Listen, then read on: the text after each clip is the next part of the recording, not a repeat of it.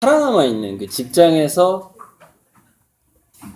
그러니까 전국에 그 도시가스를 공급해주는 충남 도시가스에 근무하는 제가 아는 사람이 있어요. 거기 굉장히 큰 도시에 그 도시가스를 공급해주는 회사인데 직원이 3명이라는 거예요.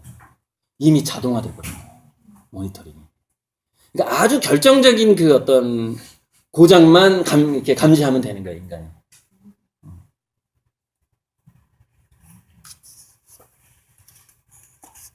그러니까 그 우리가요. 그게 뭐냐면 의외성에 민감해진다라는 것이거든요. 결정적인 기계의 그 오작동을 감별하는 능력이라는 거는 우리가 사실 영어 단어를 외우고 수학 문제를 풀어서 생기는 게 아니에요, 이게. 다른 부분인 거죠. 그러니까 능력 자체가. 차라리 그거는요, 아까 그 둘째 아들 뮤지션처럼 별 또라이들하고 막 술을 밤에 막 마셔봐야 되는 거예요. 오히려. 책을 읽는 것보다. 그게 오히려 어떤 기계 오작동을 감별하는 능력이 되는 것이죠. 왜냐면 그 우리가 술 마시고 일탈하는 수많은 사람들을 경험한다거나 이런 게 좀 의외적인 상황들이 많이 발생하잖아요. 그죠? 술집에서 싸움도 막 일어나고. 그 둘째 아들이 그걸 학습한 겁니다. 전국을 그 뮤지션으로 돌아다니면서. 그래서 회사에 딱 앉혀놓으니까 회사도 그런 일이 많은 거죠. 왜냐면 그 점점점 갈수록, 지금 예를 들어서 GM, 자동차 회사 GM이 완전히 ICT 회사로 바뀌었듯이 뭐 사고 팔고 기업이 막 쪼개졌다가 붙였다가 이러잖아요. 예전에는 딱 그냥 현대 자동차 하면 자동차 쭉 갔는데 여러분 지금 현대 자동차 언제 망할지 몰라요. 지금 상황이 굉장히 위험합니다. 근데 주가 계속 떨어지고 있고 이렇게 쪼개지고 붙여지고 막 M&A 당하고 이런 상황들이 벌어지는 거를, 그러니까 과거에 회사를 경영하는 거랑 지금 회사를 경영하는 게 완전히 다른 거죠. 상황이. 너무 역동적이 돼버린 거예요. 그 의외성이 많아져 버린 거죠. 그러니까 회사에서 필요한 애들도 공부 잘하고 요약 잘하는 애가 이미 아니에요. 사실 이미 아닌데 아직도 우리나라는 그 교육이 그 기업에서 필요로 하는 인재하고 완전히 이게 미스매칭이라고 그러죠. 전혀 안 맞는 상황으로 가고 있는 거예요, 지금. 그렇다고 대안도 없는 거예요. 그래서 어찌 보면은요, 저는 우리 아이들의 감각이 정말 대단하다고 봐요. 공부 안 하고 게임하는 애들 있잖아요. 걔네들 미래의 지기력이 아주 좋은 애들입니다.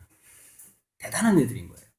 그 선생님하고 부모가 그렇게 게임하지 말고 책 보고 공부하라고 하는데도 불구하고 게임을 열심히 하고 있는 거예요. 자기 인생의 그 미래를 너무나 잘 감지하고 있는 거죠. 내가 이거를 열심히 하는 게 더 낫다라는 걸 알고 있는 거예요. 무의식적으로. 걔네들 성공합니다.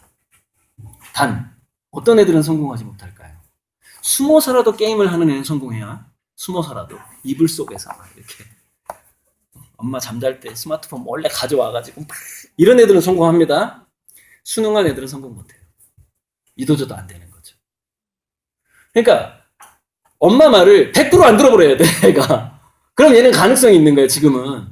완전히 그러니까 무슨 얘기냐면은 그렇게 반항하도록 하지 말라는 거예요, 제 얘기는. 자녀 교육을 할 때. 왜냐면 그건 정서가 안 좋아지니까 삐딱해진단 말이에요. 그래서 자꾸 얘가 벤처기업으로 성공하는 애가 아니라 자꾸 교도소 쪽으로 이렇게 갈 확률이 높아진다는 것이죠. 자꾸 얘를 반항하게 만들면. 그러지 말고 같이 엄마가 흘러가 버리라는 얘기예요. 그러니까 제 강의의 핵심은 그거죠. 그러니까 엄마 교육에 있어서 핵심은 지금, 무덤 파지 마라. 무덤 파지 말고 지금 좀 더 냉정해져야 된다. 지금 이 상황에 대해서 이제 그 얘기를 해주는 것이고, 어, 아무튼 이 얘기 하다 보면 또 생각이 날 거예요. 제가 뭐 하나 까먹었는데 맥락을 하나 놓쳤는데 잠을 충분히 자야 돼요. 어제 잠을 충분히 못 잤습니다. 죄송합니다. 두뇌가 회복을 충분히 못했어요. 자, 그래서 5차 산업혁명이라는 건 뭐냐면 이제 그렇게 수박 겉핥기 이렇게 참외 겉핥기를 잘했던 아이들이 모니터링을 조금 더 이렇게 폭넓은 모니터링을 할 수 있는 능력으로 연결이 되고, 그리고 걔네들한테 기계들을 맡겨보니까 기계의 고장을 더 잘 잡아내고 더 미리 예측을 하고 감지하는 능력이 좋은 거예요. 그게 이제 게임을 통해서 개발된 능력들인 거죠. 걔네들이 회사에 남게 되는 거예요.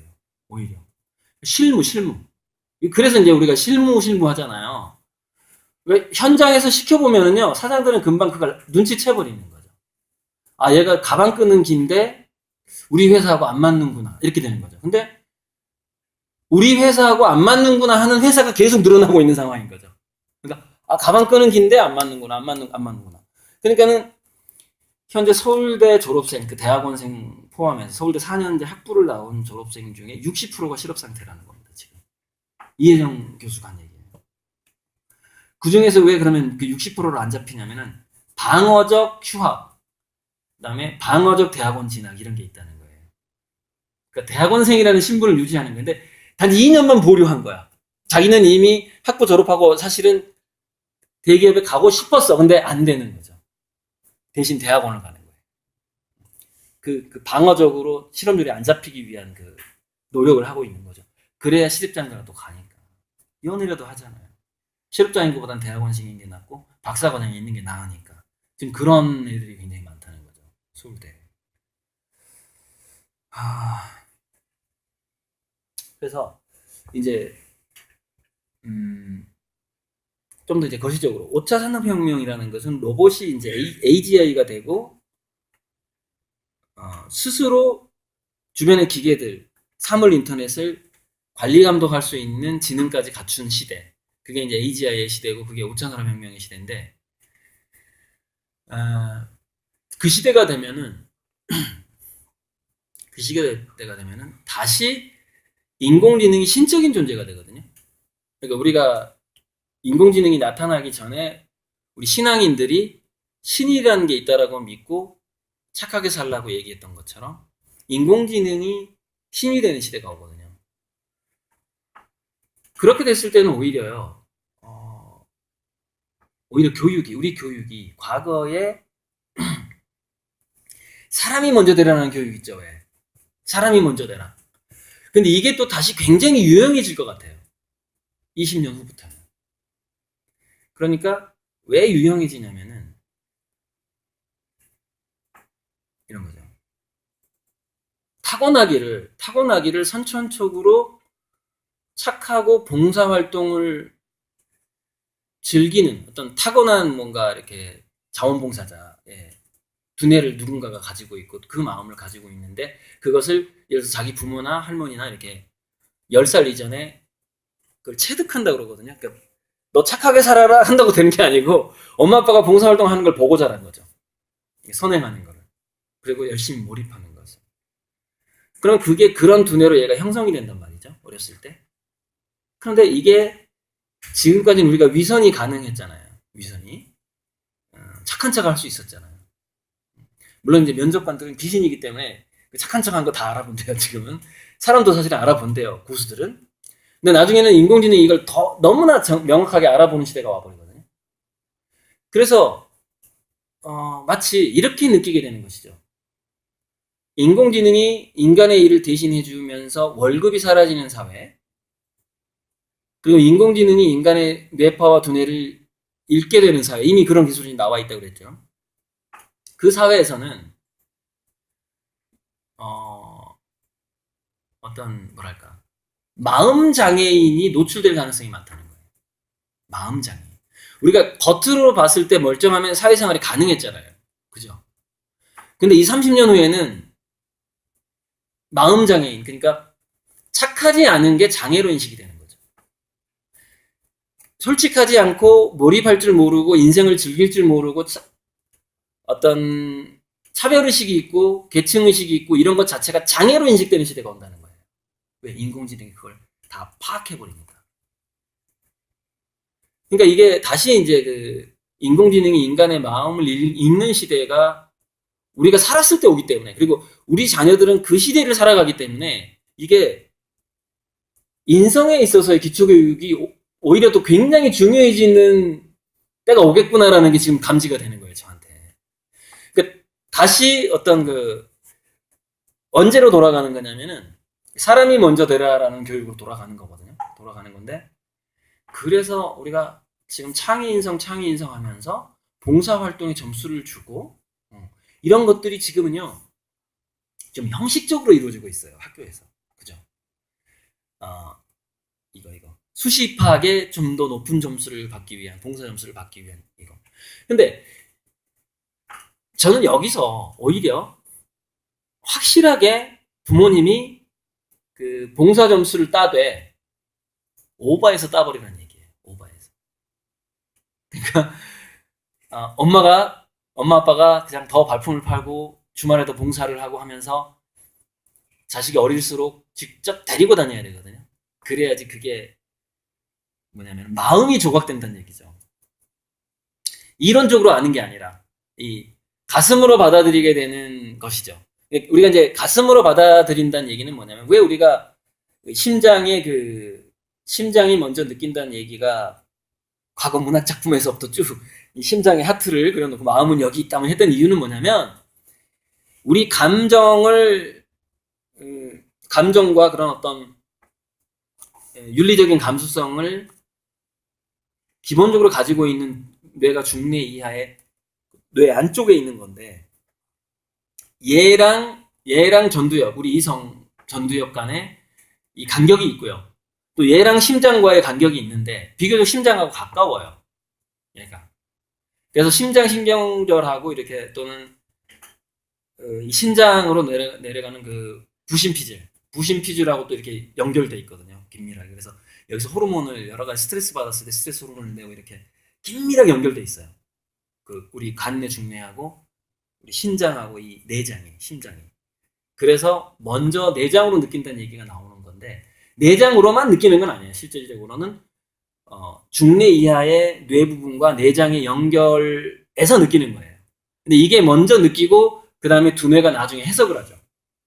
위기가 왔나 보다. 저놈이 사기꾼인가 보다. 이런 거를 나중에 이제 이성적으로 해석을 하는 거예요. 근데 몸이 먼저 느끼긴 느껴요. 이게. 그래서 애들은 전두엽이 충분히 발달하지 않았기 때문에 그것을 굉장히 잘 느낀다는 겁니다. 그래서 위선이 안 통한다는 거예요. 엄마 아빠 위선이 안 통해버리는 거예요. 잘 느끼니까. 그리고 그 어린아이들 보면은요, 아이를 싫어하는 사람이 이 방 안에 한 명만 있어도 소화불량에 걸린대요, 애가. 그걸 감지해버린다는 거죠. 그러니까 우리가 이제 자기 애를 안 키워본 사람들 중에 그런 사람이 있을 수 있어요. 나는 애가 우는 소리가 굉장히 짜증이 나. 그런 사람이 있잖아요. 그걸 애가 감지한다는 겁니다. 어린애가. 소화가 안 될 정도로. 자, 그래서 봉사 점수를 따기 위한 봉사가 아니라 미래 사회에는 마음 장애인이 드러나버리는 시대가 올 거라는 생각을 한번 해보고서 지금 우리가 자녀들을 교육을 할 때 진짜 엄마부터 도를 닦아야 되는 상황이에요. 지금 엄마부터 도를 닦든지 뭐 면벽 수행을 하든지 뭐 새벽 기도를 나가든지 뭘 하든지 간에 엄마 마음을 굉장히 지금 순수하고 그런 상태로 만들면서 자식이랑 같이 가야 되는 상황이에요. 마음 장애인의 시대가 오니까.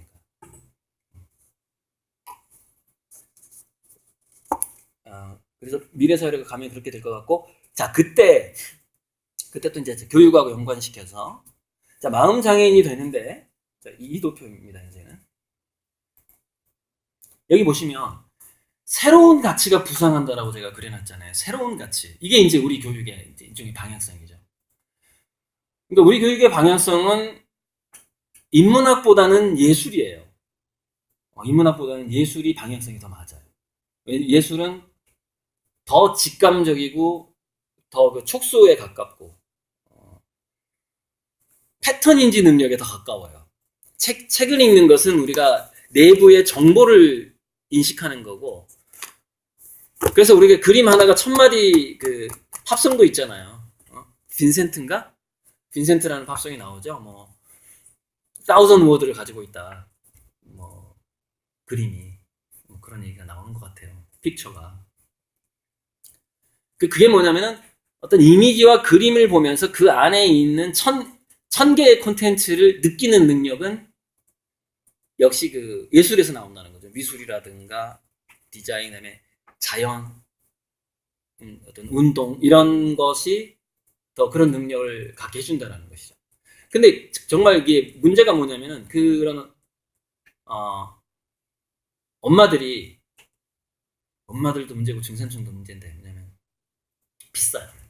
예술 교육 일단 비싸고 또 뭐냐면 효과가 빨리 안 나타나. 그러니까 수학과에는 효과가 빨리 나타나는데 기분이 좋아. 돈 쓴 그 맛이 나. 그죠? 딱 근데 성적이 올라, 막 이렇게. 근데 여기 이미 중독돼 있어요, 지금 사실. 이게 중독돼 있는데, 미래를 위한 교육은 효과가 빨리 나타나는 게 하나도 없어요. 하나도 없어. 이게 효과가 이제 제가 그래서 자식의 성공을 55세까지는 절대 속단하지 말라고 그러거든요. 자기 애가 55세 될 때까지는 아무리 말썽을 피우고 아무리 교도소를 가더라도 절대 포기하지 말고 속단하지 말라는 거예요. 그리고 아무리 명문대를 갔어도 속단하지 말라는 거예요. 주변에 자랑하지 말라는 거예요. 명문대 간 애들이 집안을 더 말아먹거든요. 사돈의 팔촌까지 말아먹어요. 왜? 그 집안에 기대 주니까. 스카이 나왔잖아. 유학 갔다 왔잖아. 돈을 몰아주는 거야. 야, 주식 투자도 잘하겠지. 뭐 사업 성공하겠지. 근데 촉이 없어, 얘는. 그래서 공부 안 시킨 애는 자기 가정만 말아먹는데 공부 시킨 애는 집안을 말아먹어. 골치 아픈 거예요, 이게. 속단하지 말라는 거예요. 우리 애가 지금 명문대 갔다고 그게 아니야. 우리 집안을 다 폭삭 망하게 할 수 있어요, 얘가. 기대하지 말라는 거예요. 네. 아유, 그런 시대예요, 지금이. 그래서 그거를 이게 지금 이 사회 그 새로운 가치가 부상할 때 그러니까 기존의 일자리 월급의 가치가 줄어들고 새로운 가치가 부상하는 이런 시기에는 가장 좋은 건 사실은 방종과 방치예요. 제일 좋은 거는. 왜냐면 뭔가를 하면은 이게 집단화가 되기 시작해요. 그러니까 우리가 4차 산업혁명이라는 혁명의 특성이 뭐냐면은 다양성이에요. 그냥 다양한 방치를 통한 개별적인 몰입과 그 집중을 통해서 그 다양성이 나중에 시너지를 내고 그 중에 일부는 또 실패하죠. 근데 마치 그 실리콘밸리에서 무수한 기업이 망하고 나서 그 망한 그 경험을 토대로 제2, 제3의 창업을 해서 세 번 말아먹고 네 번째 창업해야 성공하는 거하고 똑같은 거죠. 평균 3번 말아먹는 되는 거예요. 실리콘밸리 젊은 사장들이.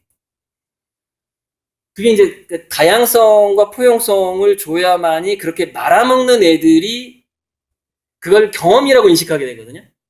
근데 다양성과 포용성이 약한 사회에서는 그것을 실패라고 인식하게 돼요. 그게 문화적인 차이인 거죠. 문화적인 차이. 그러니까 우리 가정의 문화만이라도 가치 판단을 중지해야 돼요. 그러니까 게임을 좋아. 그러니까 애가 뭘 좋아하든. 그래서 제가 예를 들 때 이런 예까지 들거든요. 애가 도둑질을 좋아해. 기뻐하세요. 기뻐하세요. 자주 썼던 예입니다. 우리 애가 도둑질을 너무 좋아해요. 선생님 어떡할까요? 친구 집에만 가면 뭘 들고 와요. 기뻐하세요. 자, 도둑질을 좋아한다는 것은 여러 가지 좋은 점이 있습니다. 첫째, 욕망이 강하다. 소유욕. 이것은 동기부여 능력, 그 에너지로 바뀔 수가 있습니다. 그 다음에 물건을 집어온다는 것은 얘가 선택과 결정을 잘한다는 걸 의미한다. 그 순간에 결정을 못하는 사람은 도둑질을 못한다. 그러니까 이런다는 거예요. 가져갈까 말까 가져갈까 이런다는 거예요. 근데 도둑질을 잘하는 애는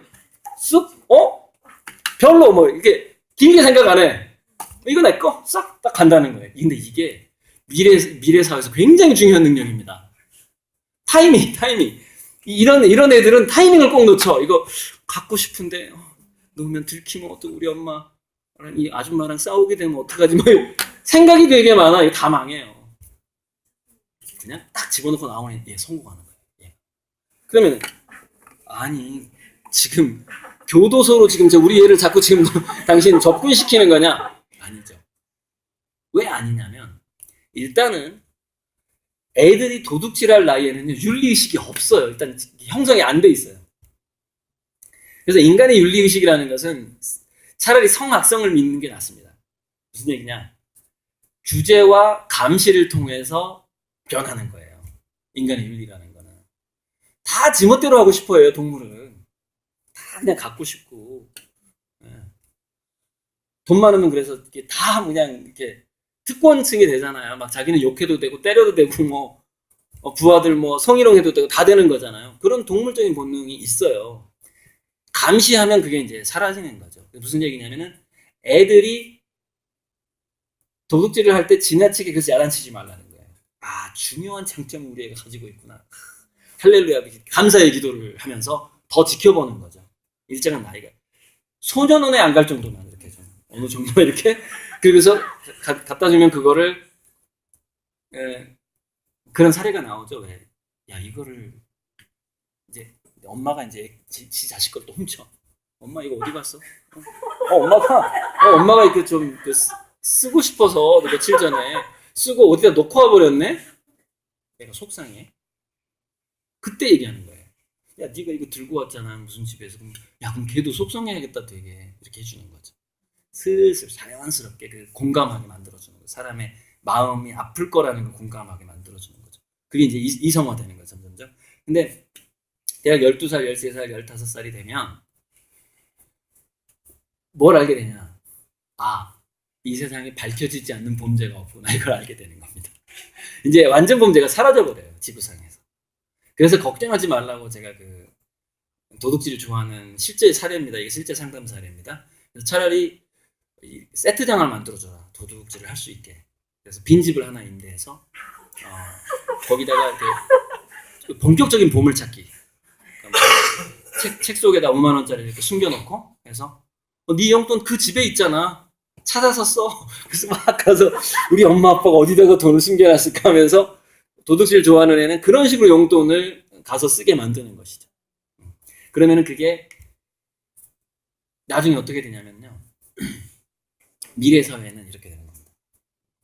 인간의 일탈의 본능이 있거든요. 근데 일탈의 본능을 현실에서 하면 불법이 되잖아요. 그래서 불법이 되지 않는 공간을 인간은 무조건 찾게 돼 있어요. 도둑질을 해도 내가 처벌받지 않는 공간을 찾게 되는데 거기가 어딜까요? 그게 바로 가상현실입니다. 그래서 가상현실 게임의 특성을 잘 보세요. 살인이 난무하죠. 막 죽이잖아요. 뭐 막 찾죠. 도둑질 게임도 굉장한 게임이 될 가능성이 많아요. 그래서 어려서부터 진짜 도둑질을 해본 애는 게임 회사에 바로 취직을 하게 됩니다. 굉장한 게임 회사. 나는 이런 도둑질도 해봤다. 면접만 봐도 바로 뽑아줘요. 취직을 하는 거예요. 그러니까 제가 지금 보세요. 게임하는 애들이 취업을 잘할 거다. 도둑질을 많이 해본 애가 취업을 잘할 거다. 지금 이런 얘기를 하고 있는 거잖아요. 그죠? 굉장히 달라진다는 거. 굉장히. 자, 새로운 가치. 자, 이 새로운 가치에는 아까 제가 마음 장애인 얘기를 했잖아요. 그래서 그러니까 지금까지는 착한 것이 이용을 당했고 바보가 되어 왔잖아요. 그죠? 근데 그 가치를 인정받게 됩니다. 갈수록. 그것도 굉장한 가치예요. 그 다음에 예술적인 감각이 갈수록 높은 가치로 올라가게 됩니다. 예술적인 감각. 미적인 감각이라고 하죠. 미. 그래서 이거 진중권 씨는 뭐라고 부르냐면 앞으로는 미학 경제 시대가 온다 이렇게 얘기합니다. 미학이 이 지구를 지배할 거다. 자기가 미학자니까 이제 그렇게 표현을 하는 거예요. 미학이 경제를 지배하게 된다. 이게 이제 새로운 가치인데 여기서 놀자리가 일자리가 놀자리로 바뀐다라는 것이 굉장히 중요한데 이거예요. 인공지능은 월급을 요구하지 않는다라는 걸 아셔야 됩니다. 이게 굉장히 중요한 부분이에요. 미래 경제에 있어서. 왜 일자리 경제가 놀자리 경제로 바뀌어버리냐면 인공지능은 일을 굉장히 잘하는데 월급을 안 받아가는 거예요. 이게 계속 확산된다고 생각해요. 그러면은 부익부 빈익빈이 심화되겠죠. 부익부 빈익빈이. 인공지능 로봇을 가진 사람이 일을 시키고 점원 서비스 다 하니까 인공지능 로봇을 무인 편의점 가진 사람이 그 한 명이 싹쓸이 하는 거 아니에요. 영국에 무인 편의점이 100개가 있다. 그럼 100군데 이익을 그 한 사람이 다 가져가는 거 아닙니까? 기초 자금 뽑은 다음에는. 그죠? 부익부 빈익빈이 심화되죠. 편의점 알바도 못하니까. 그러다 보니까 이거를 이제 뭐 여러 경제학자들이 경고를 하고 있는 거예요. 자본주의가 종말한다는 거예요. 왜 아무도 소비를 안 하게 되는 거예요. 그래서 뭐 하이에크 뭐 이런 사람들이 국민 기본소득을 주자는 얘기를 한 거예요. 그러면서 이렇게 얘기합니다. 기업들 니네들이 죽지 않기 위해서는 기본소득을 줘야 돼. 국민들한테 이렇게 얘기를 하게 되는 거죠. 자기들이 살아야 되니까. 그래서 경제는 축소될 수밖에 없어요. 그 소비가 축소가 되고 막 대출이 일어나고 막 지갑이 풍부해지고 이런 시대는 이제 아닌 거고 그 기본소득이라는 것이 두 가지 경향을 보일 것 같습니다. 두 가지 경향 뭐냐면 우리가 도서관을 무료로 이용하게 되잖아요. 앞으로 무료로 이용할 수 있는 게 전국 이렇게 인프라가 굉장히 많아지는 거죠. 돈이 없는 사람들이 많아지면은 폭동이 일어나요. 반란 사태가 일어나거든요. 그래서 그 사람들이 시간을 보내게 해줘야 되고, 뭔가 활동을 하게 해줘야 되고, 우리가 그 전두환 때 3S라고 그래가지고 섹스, 스크린, 스포츠 이걸 권장시켰던 게 뭐예요? 독재 정권에 너무 관심을 갖지 말라는 거 아닙니까? 바쁘게 만들어버리는 거 아니에요. 그러니까 그때는 그 나쁜 거였는데, 그게 나쁜 거였는데, 미래 사회는 3S가 아니라 5S, 7S가 되겠죠. 여러 가지 우리가 즐길 거리들이 이제 많게 만들어야 되는데, 그 목적이 뭐냐면은 인생에 불만을 갖지 않게 하기 위해서예요. 그 부익부 빈익빈 시대에. 제 건데.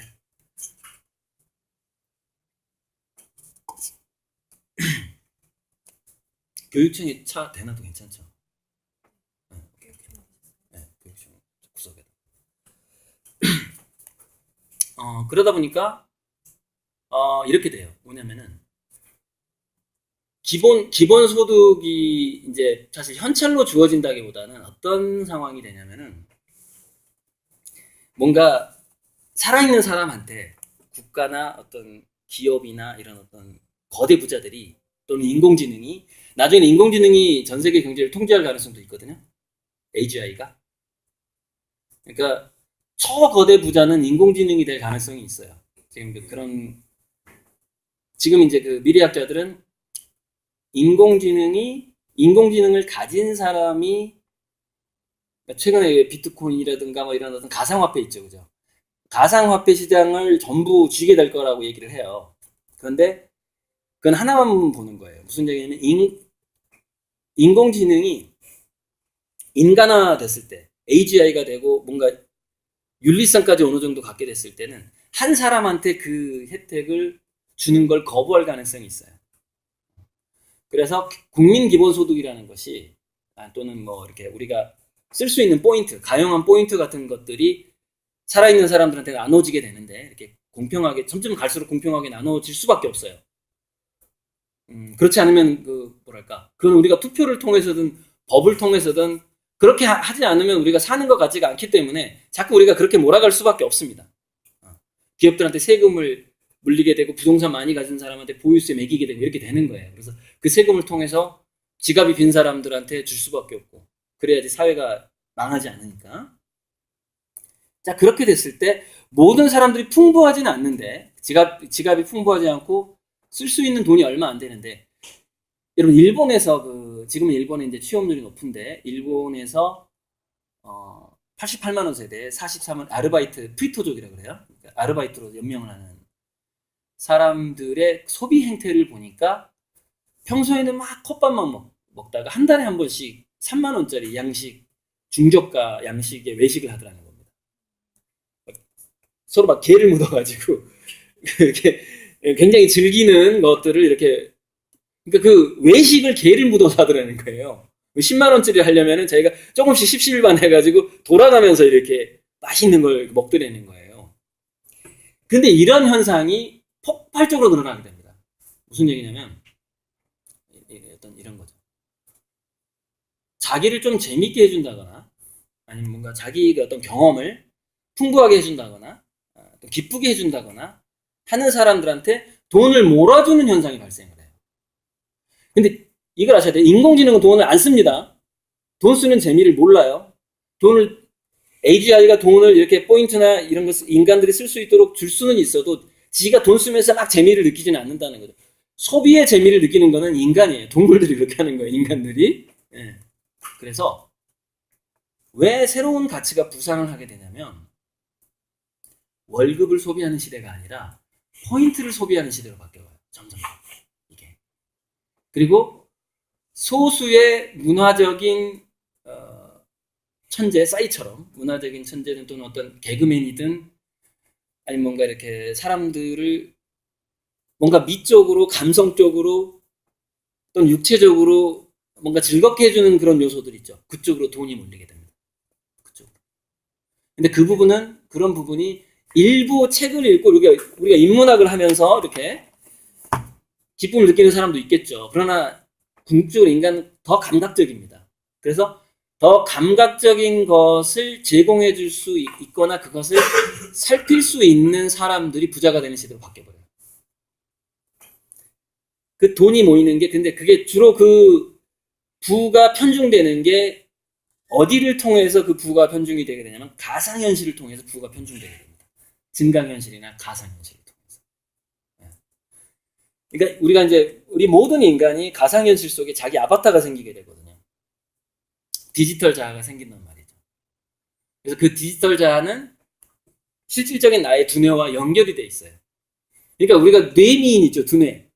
또는 뭐 뇌생남 뭐 하듯이 섹시한 두뇌와 아름다운 두뇌를 가진 사람이 부자가 되는 시대로 바뀌어요. 사업을 잘하는 사람이 부자가 되는 시대에 끝나요. 왜? 사업은 인공지능이 해요, 앞으로는. 인간이 못해요. 인공지능이 자율적으로 하게 돼요. 그리고 지금까지의 사업의 형태가 이제 무너져요. 이게 무너져요. 무슨 얘기냐면, 지금은 가성비 시대잖아요. 그죠? 가격 대비 성능이 좋은 것을 우리가 소비하는 시대잖아요. 근데 우리가 가성비가 어떤 게 정말 좋은지 잘 몰라요. 잘 모르는데 우리가 가격 비교 사이트가 있죠.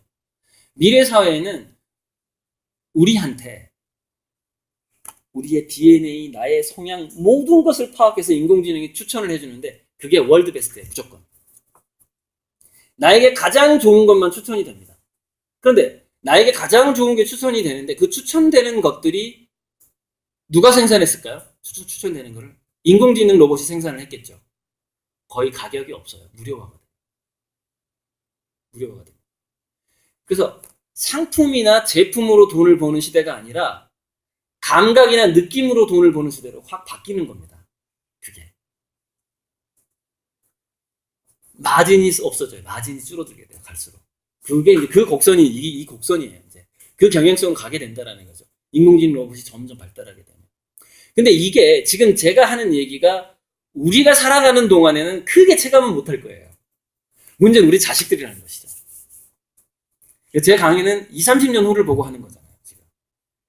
자녀 교육을 지금 우리가 어떤 방향성으로 갈 것인가를 지금 결정을 해야 20, 30년 후에 뭔가 효과를 보니까. 그래서 제가 좀 막연하지만 그래도 어느 정도 그 감은 제가 가지고 있단 말이죠. 그렇게 될 수밖에 없다라는 그 느낌이 온단 말이에요. 그래서 다시 한번 또 잠시 쉬었다가